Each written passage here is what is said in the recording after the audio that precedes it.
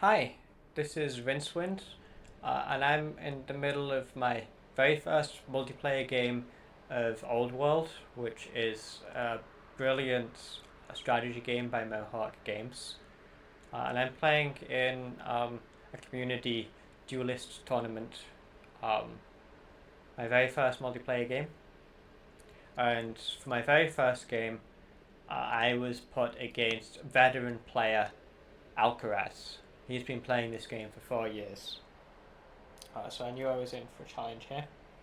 Um, I've watched a lot of Alcaraz's videos. He's really entertaining to watch and very educational. Um, and he really, really likes peaceful economic play styles. He likes to build up his science. He likes to build his wonders, get his religions, um, and build just enough of an army to defend himself, but not overcommit to the army. Um, that's his preferred playstyle, but I have seen he has the potential actually to play really ruthlessly. Actually, I mean, this peaceful playstyle is also ruthless in its own way, but it's a polite ruthlessness. But he can do early brutal aggression, and I did fear that. Um, I was hoping for the peaceful version of Alcaraz, so at least I'd have a chance to build up and develop a potent army and hope he would underestimate me. Um, so I was very happy when I saw an early founding of Zoroastrianism. It felt like turn 10 or something, although I'm sure it must have been a little bit later than that. Um, but either way, that meant that instead of building onagers or um, elephants or what have you to bring them to my empire, what that meant was that he'd be faffing around with shrines, with acolytes, with theatres, with this the Adir Berzin Mir. He'd be faffing around with building disciples, spreading religion, building monasteries. Meanwhile, I'd be building spearmen, building onagers, preparing to attack. So that was my game plan. Um, I uh, I expected the worst, but hoped for the best. Well, no, I hoped for the best, but expected the worst. I think that's the order you usually say it. But yeah, I wanted to put a good showing in and make the game entertaining. Um, Alcaraz picked Carthage on this map. The map is ultra wide continent. Carthage is an excellent choice for this map. It was my first pick as well.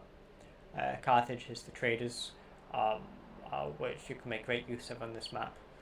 Um, uh, their ability to recruit tribal mercenaries makes the early expansion really, really straightforward.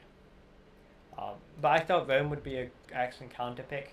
I don't think there's any like true hard civilization counters in this game, but there are civilizations that can counter um, specific facets of other civilizations.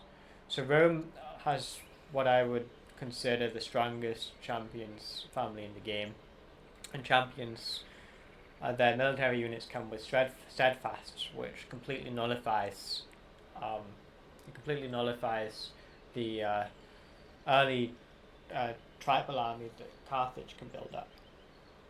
So I thought this was a very sensible choice. Um, and I'm usually a very peaceful player in single player. I've never really played an aggressive game, so this also has been my very first aggressive game. And Rome is a very nice pick in that context because their national abilities they're very straightforward to use. And these are also excellent for a veteran player, of course, too. But the point is, you don't have to think, don't have to do clever things to make these bonuses work. If you're building military and attacking, these bonuses are just automatically doing work. But I think particularly this +1 fatigue limit. Uh, I mean, obviously it helps you get your armies across the map, but I think more importantly is it just gives you opportunities. Your opponent's going to make mistakes. If you have good scouting and you put your armies in places where they have good reach. Then uh, as soon as you notice mistakes, then you can use this to exploit opportunities. Also, you can use it to fix mistakes on your own side if your armies are out of place, or if you need to retreat um, because of a poorly judged attack. Then this is also excellent. So yeah, very very nice nice civilization if you're trying aggressive strategy for the first time. I picked landowners in the first city. Again, not super suited to the resources at this location. Um, maybe champions for the ore might have been more optimal, but I like landowners for the capital. I don't really like military city first. It feels a bit awkward. I prefer military city second. And landowners are good in uh, they're kind of an all rounder family. They can wherever you have rural wherever you have resources, you can build rural specialists, and landowners are quite nice, even if they're not necessarily taking maximum advantage of the location. Champion City next. Actually, now before I go into that, I want to talk about my general strategy. Right, I had two main objectives for this game. Um, One of them, so I picked this continents map because I wanted to take advantage of the sea. I wanted to play around with this coastal urban sprawl with a builder leader. I did that. I wanted to build ships for coastal movement and for naval warfare, which I've never done before. So I achieved that. I'm very happy with that. The second thing that I wanted to do this game, I wanted to do a siege rush. You only really need this bottom half of the tech tree to do a siege rush. You get to machinery, you have onages, and you can get your unique unit with these three techs and labour force.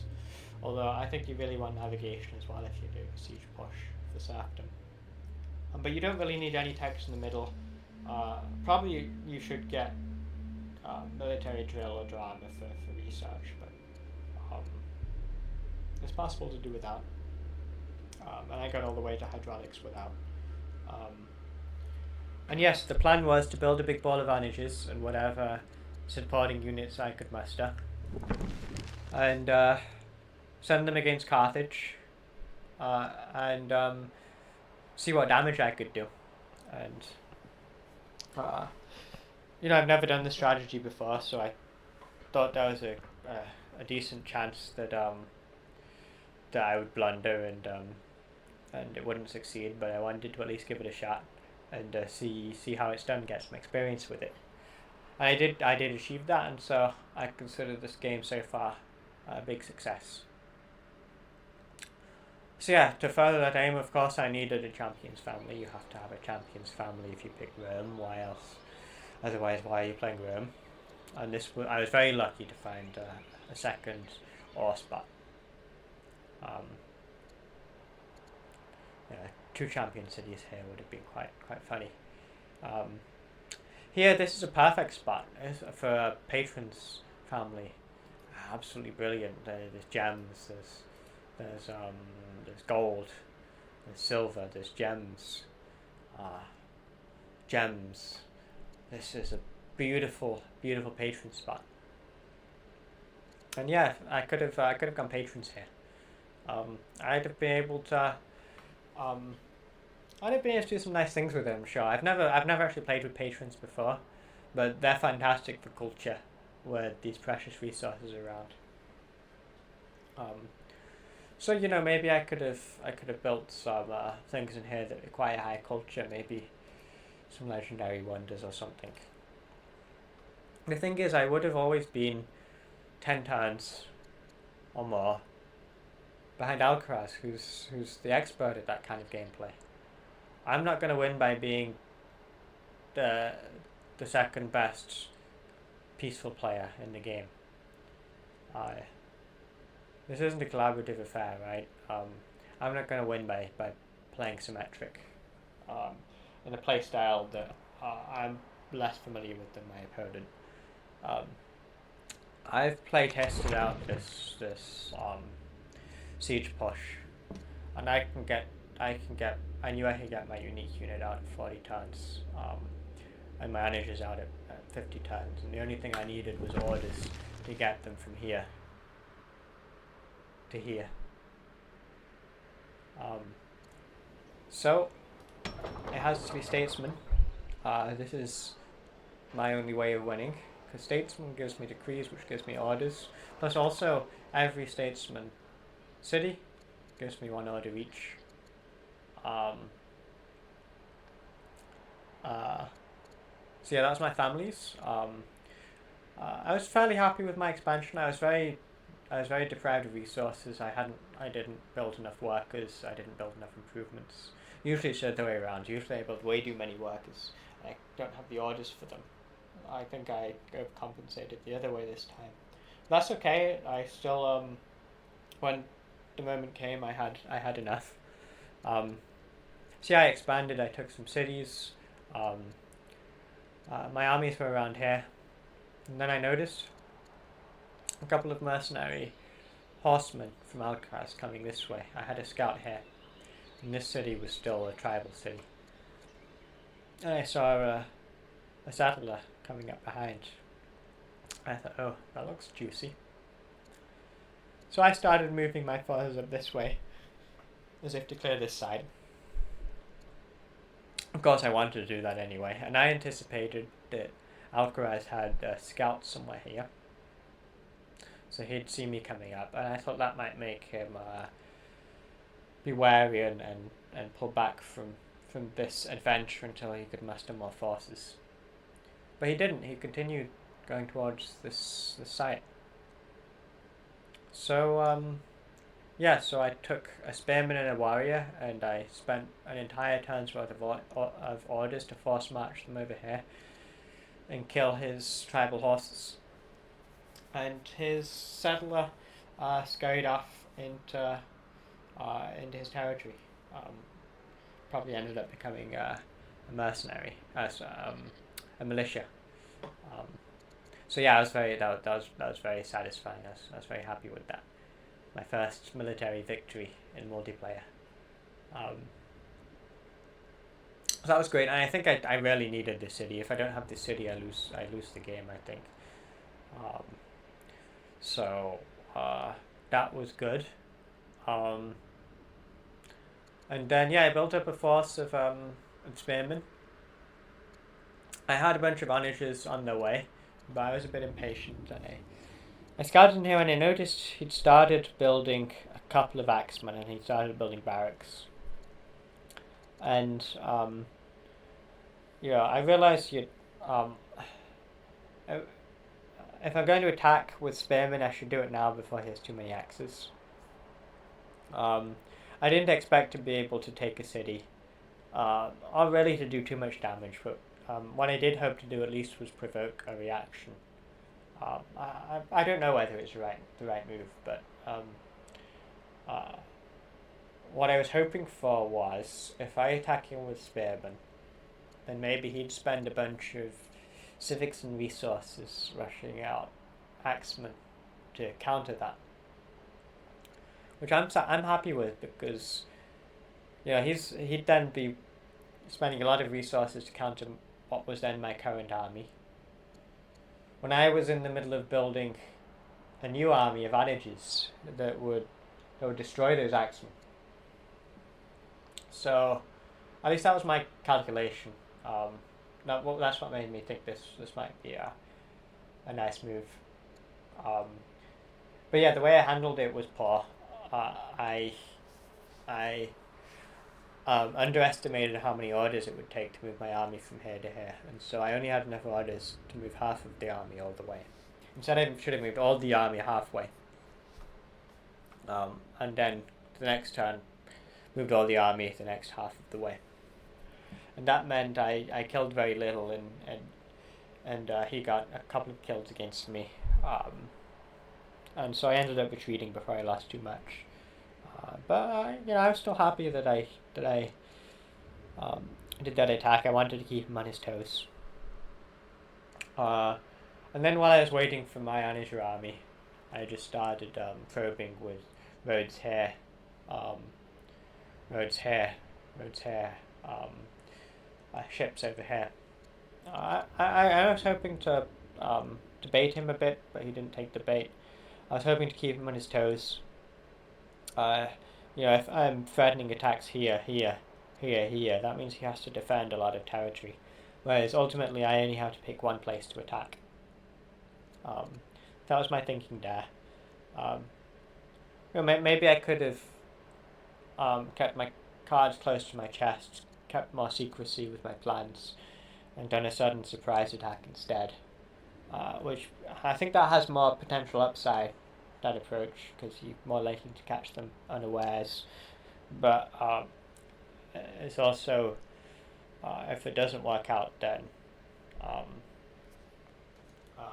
I think the downside's quite large too. Whereas if I'm constantly just threatening him and keeping him on his toes, then there's some guaranteed payout from that, I think, at least. Anyway, that's my logic. I don't know if it really makes sense.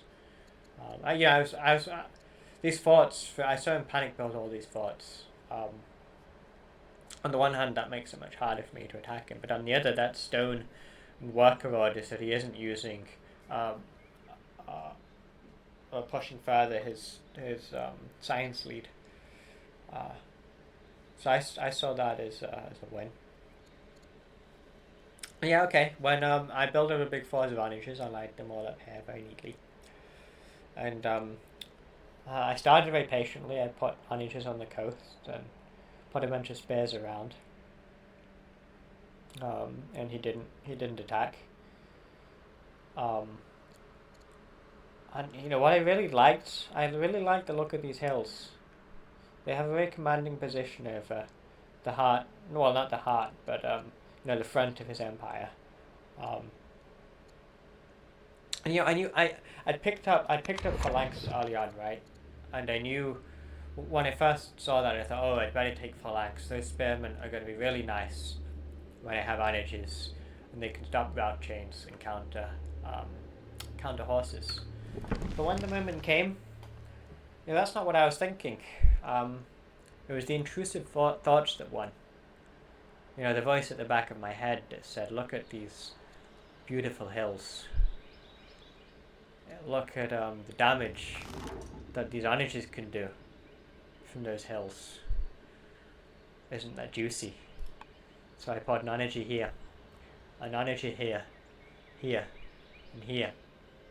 And of course, Alcaraz, I think he'd gotten he gotten a free chariot from Sovereignty. And also I think a free elephant. And the chariot was hiding over here somewhere. And Alcaraz's experience with this game, he saw a juicy route train. He had a bunch of archers to help out. And so he poked with his archers, and then the chariot came out. Bump, bum, bum. The heart of my army was torn out. My offensive was beaten. I retreated back with 3 surviving onagers. So, that was the end of that offensive. But Alcaraz taught me a lesson in tactics I won't quickly forget. So I think I've gained something out of that engagement. But now clearly I'm dead, right? I've got nothing to defend with. He can just bring his forces forward and just take the city quite quickly, I think. So I don't think there's many turns left in this game. And even if it does go on, look at his empire. He's got so much development. Look at all these quarries. This is beautiful. I'm still a little bit. I've got like a psychological resistance to flatland quarries that I need to work through. But yeah, this is a rich and beautiful empire. let's look at Rome. What do I have? I've got a Shrine of Ceres. I've got a Shrine of Sol. I've got two shrines. Two shrines. I've got a stronghold, and I've got a garrison. A garrison. A garrison. I've got 3 garrisons. And that's all of my urban development. That's everything. I got a few mines. I got a few quarries. A few mines here. But yeah, this is an empty empire. Yeah, I had a lot of trouble. Oh, yeah. Yeah, when I attacked, my empire was in deep trouble. I was getting rebels everywhere. This is quite peaceful compared to how it was a few turns ago. I had minus 400 opinion with this family. And I panicked. Part of the reason I jumped right in. I thought it's now or never. My empire is falling apart. More than that. Look at this graph. How did I get to hydraulics with 2 shrines? It was King Publius, the intelligent builder with 5 wisdom, and his daughter, the 7 wisdom builder. And double-handedly, they got me to hydraulics, and then King Publius died. And then his daughter, she didn't even live long enough for me to learn her name, but she died. And 25 science on turn 70. Free cost payment in 6 turns. Maybe I can throw them into battle. I do have a lot of ballistas coming out, so that's nice. Yeah, this game is over, but it's been lots of fun. We'll see the final valiant defense of Augusta Torinorum, hopefully in the next session. Yeah, this has been fun.